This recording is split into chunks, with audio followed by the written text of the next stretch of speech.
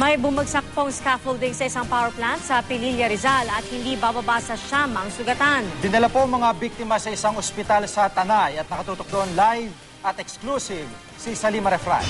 Salima.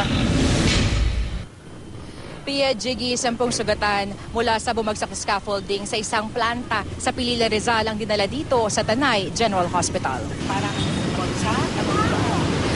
balot sa abo at buhangin ng 10 na trabahador na sinugod sa ospital. Lahat bakas ang hirap na pinagdaanan. Kwento nila, pasado 1:00 kaninang hapon habang nagsisimula na sila maglinis ng smoke tank ng isang planta nang bigla na lang nagsimulang gumuho ang kinatatayuan nilang scaffolding. Ayon sa isa sa mga nasugatan, nasa 15 hanggang 20 sila na nakasampa sa scaffolding na may 36 layers. Hindi nila namalayan, bigla na lang gumuho mula sa ilalim ang kanilang tinutungtungan.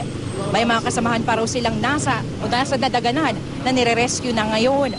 Ayon naman sa ospital, wala namang seryoso mga sugat na tinamo ang mga sinugod na trabahador.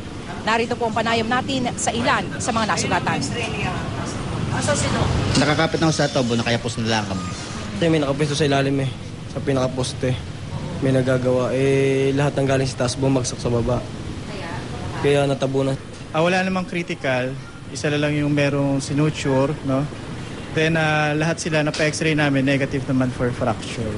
Papasalamat po ako at kahit yung nangyari accident ay buhay pa rin. X-ray.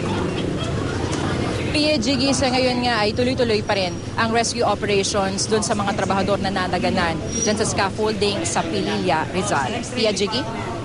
Maraming salamat, Salima Refran.